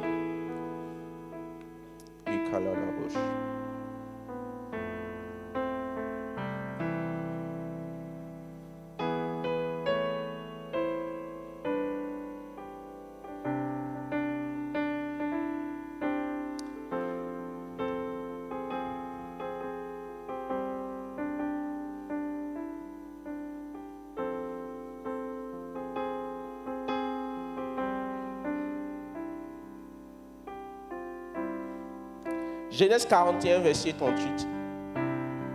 Et Pharaon dit à ses serviteurs, trouverons-nous un homme comme celui-ci, ayant l'Esprit de Dieu en lui? Amen.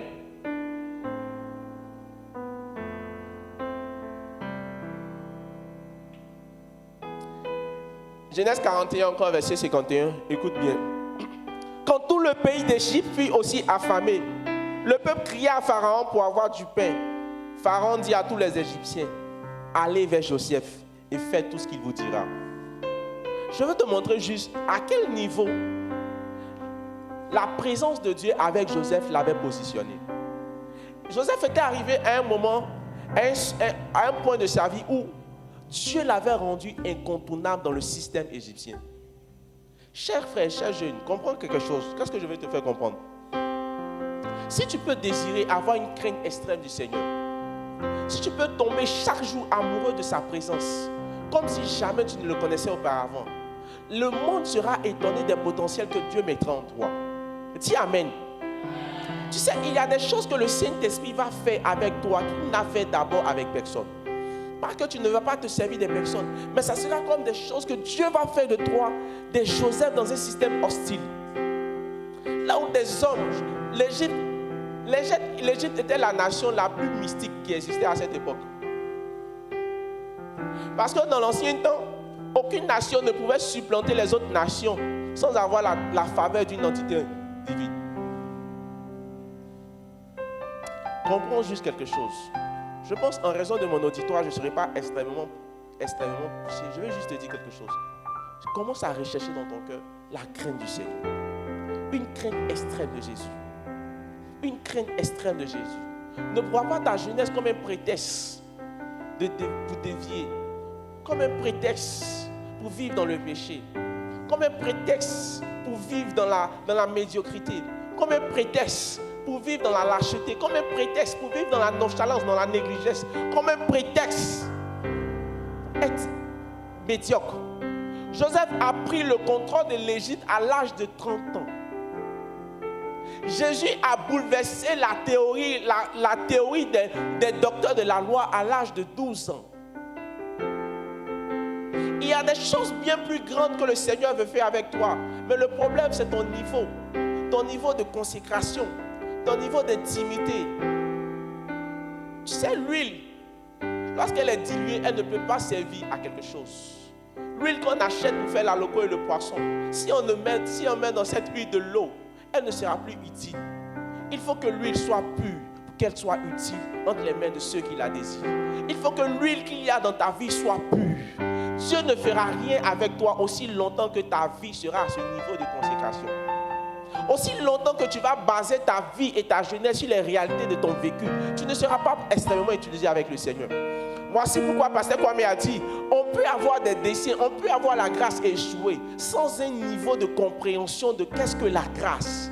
La grâce n'est pas un prétexte pour vivre dans le péché. Si par la grâce de Dieu, par des concours de circonstances, tu as eu à te le relever, à tomber, que la grâce te relève ce roi. Mais je veux te faire comprendre quelque chose. Dans ton cœur, dans ta volonté, le Seigneur a dit un verset, il y a un verset qu'il a dit dans le Nouveau Testament, il dit, tu aimeras le Seigneur de tout ton cœur, de toute ton âme, de toute ta pensée et de toute ta force. Aimer Dieu, c'est haïr le péché. Ma jeunesse ne connaît pas qu'est-ce que la crainte de Dieu. Il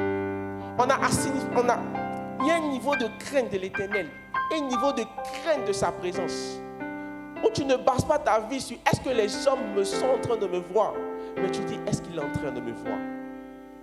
Qu'est-ce que je serai en train de faire? Est-ce que ce que je vis lui convient? Retiens deux choses.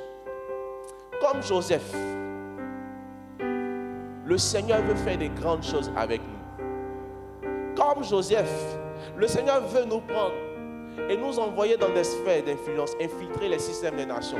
J'ai la ferme conviction que les 5 prochaines années, les personnes qui vont gouverner la Côte d'Ivoire sont dans cette salle.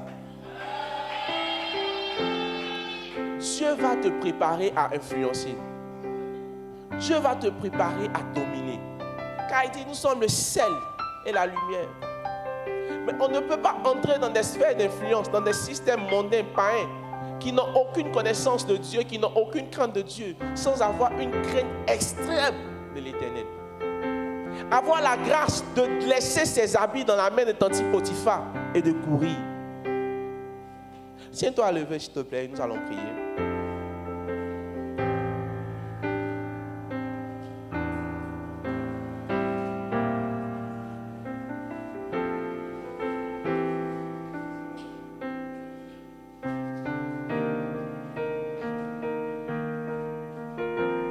Regarde. Retiens juste deux choses. Que ce camp te donne la grâce. Qu'après ce camp, la grâce d'une crainte extrême de l'Éternel entre dans ton cœur.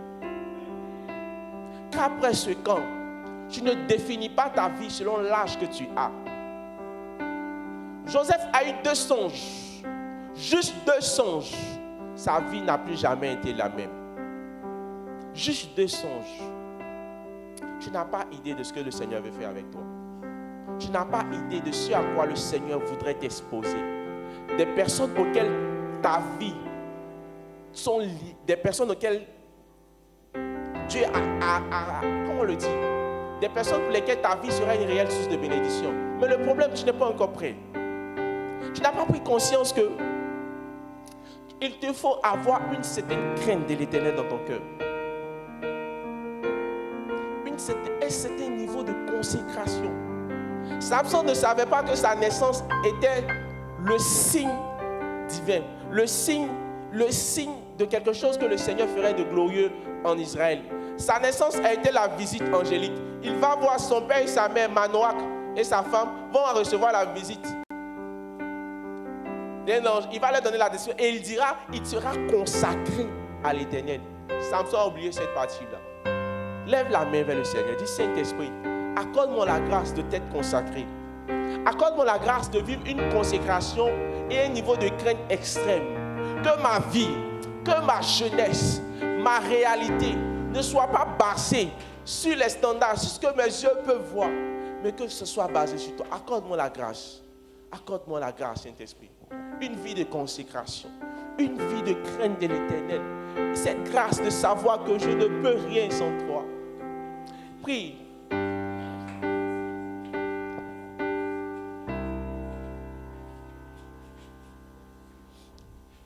Merci Seigneur. Merci Jésus.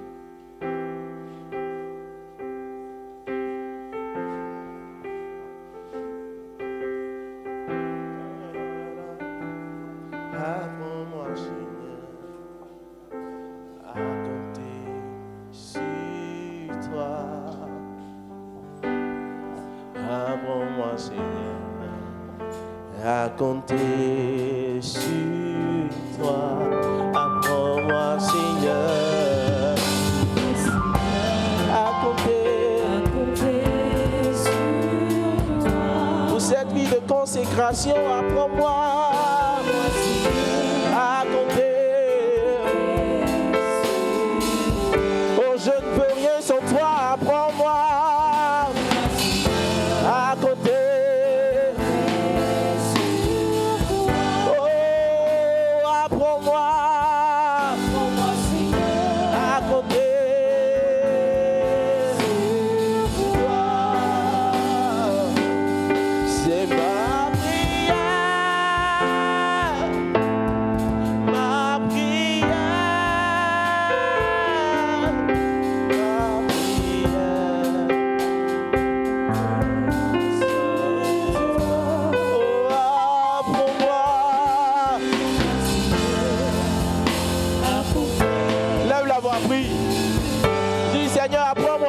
Sur toi, apprends-moi à vivre pour toi, Seigneur. Oh, apprends-moi.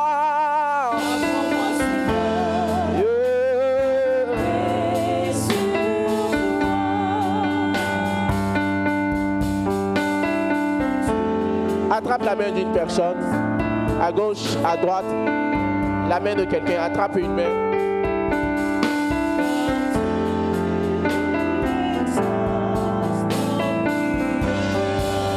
Apprends-moi Seigneur à compter.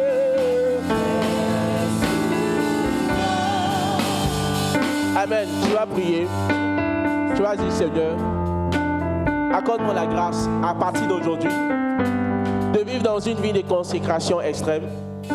Mais accorde aussi la grâce à ma soeur ou à mon frère à qui je tiens la main d'avoir une vie consacrée à toi. Une vie dédiée à toi. Que la grâce de la crainte de l'Éternel soit son partage. La Bible dit, si l'un tombe, il dit deux valent mieux que un. Si l'un tombe, l'autre le relèvera. Élève la voix et prie. Prie sérieusement. C'est un point de prière sérieux. Prie.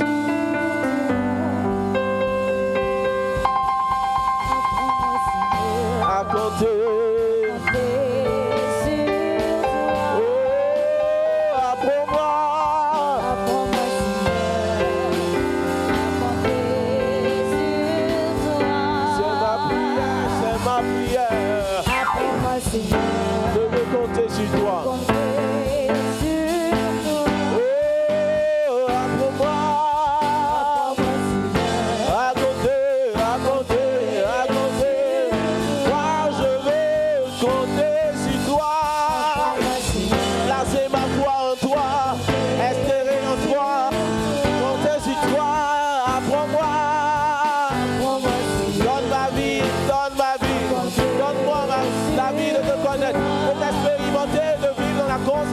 La grâce de te connaître, à compter sur toi. Oh, apprends-moi à compter. C'est ma prière, c'est ma prière. C'est le désir de mon cœur de connaître. Oh, apprends-moi.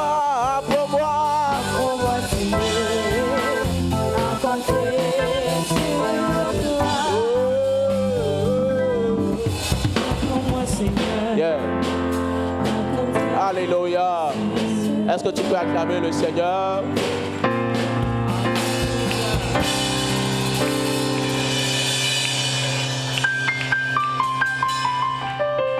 Le prochain point de prière, nous allons le faire 2 en 1.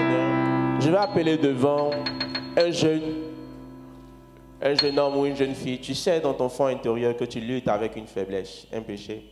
Tu viendras devant, juste on va prier ensemble. Peu importe les circonstances. N'aie pas honte, n'aie honte de personne. Dis Seigneur, tu reconnais dans ton cœur qu'il y a un niveau de grâce et de consécration que tu n'as pas. Et tu désires aller en profondeur avec toi, avec le Seigneur. Viens juste devant, on va prier. Tu peux venir devant, juste devant, viens devant. On va prier ensemble.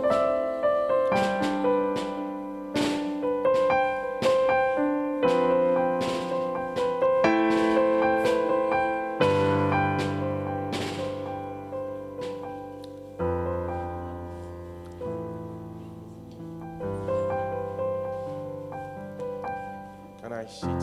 Can I be orient?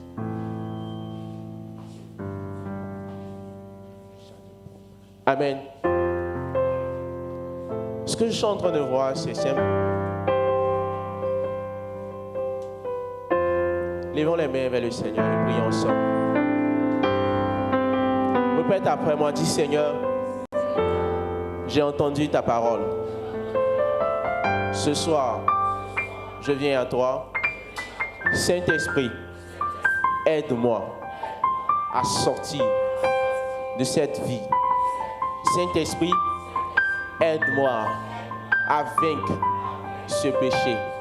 Mets la main droite sur ton cœur et commence à parler à Dieu. Dis, Seigneur, aide-moi. Brisez les chaînes. Brisez les chaînes.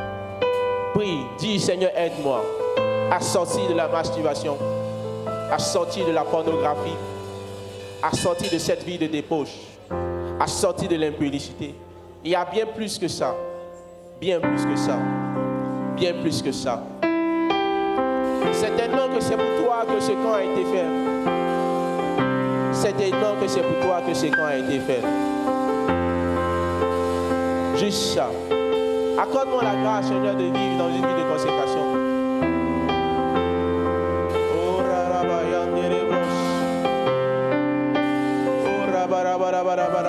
Puissance dans le nom de Jésus.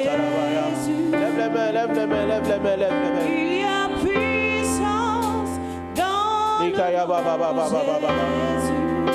Oh, ce matin, les chaînes sont brisées. Les chaînes sont brisées. Les chaînes sont brisées. Les chaînes sont brisées. Les chaînes sont brisées. Oh, brisez les chaînes. Vous brisez, vous brisez. Brisez les chaînes du péché. Brisez les chaînes du péché. Vous brisez. Brisez les chaînes. Brisez les chaînes. Vous brisez. Brisez les chaînes. Brisez les chaînes. Lève les mains.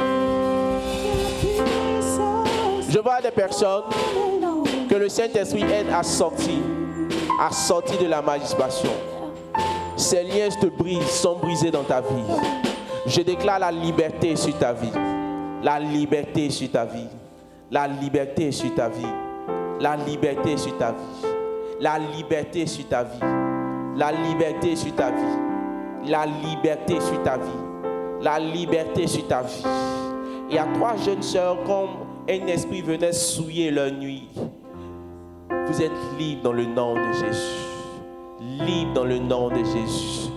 Libre dans le nom de Jésus. Libre dans le nom de Jésus.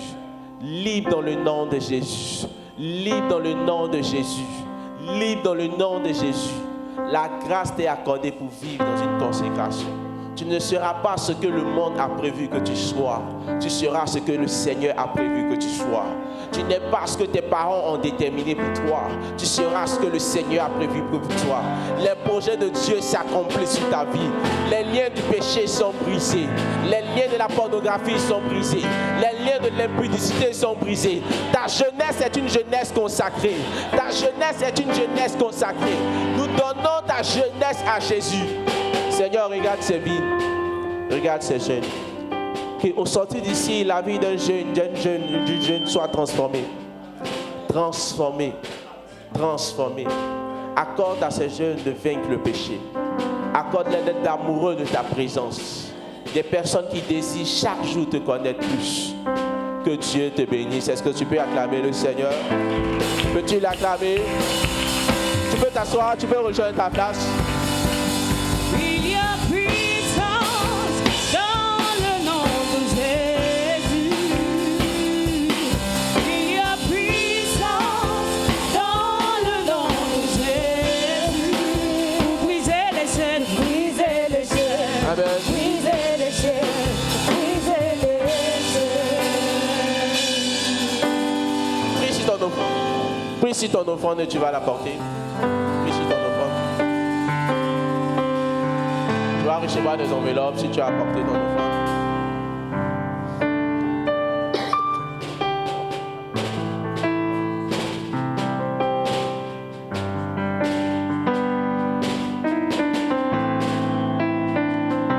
Amen.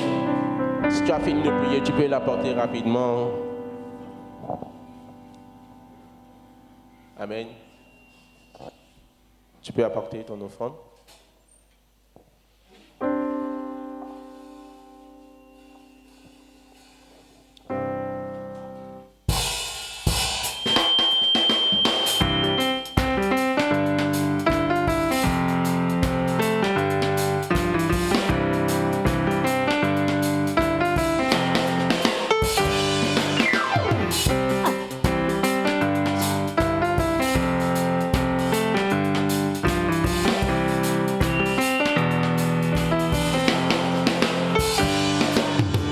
Mon histoire dépend de toi, Seigneur.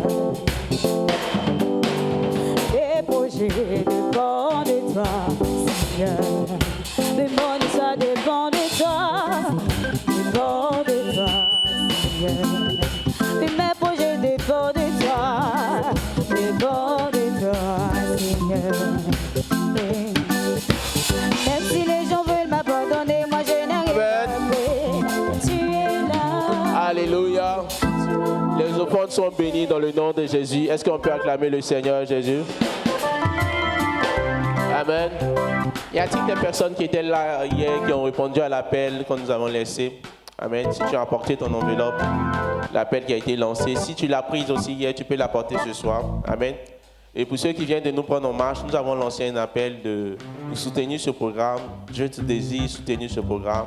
Il y a des enveloppes qui seront disponibles. C'est juste à hauteur de 25 000 francs pour aider ces jeunes, pour aider aux charges de ce programme. Amen, amen. Je veux encourager une personne à s'aimer dans de telles activités. Alléluia. En le faisant, tu es en train de bénir ta vie, mais tu es en train de sécuriser l'avenir de tes enfants. Amen, amen. Donc si tu entends le son de ma voix et que tu le sens comme une forte conviction que l'Esprit te donne, tu peux approcher l'un des membres des organisations. On te remet juste une enveloppe. C'est 25 000 francs que tu vas rapporter jusqu'au vendredi soir à la veillée. Et nous allons prier pour toi. Alléluia. Si tu es tenons-nous debout, nous allons prier. D'accord. Amen. Tenons-nous debout. Tu vas prier. Est-ce qu'on peut tous se tenir debout? J'attends que tout le monde se lève. Oh yes. Et maintenant, tu vas prier.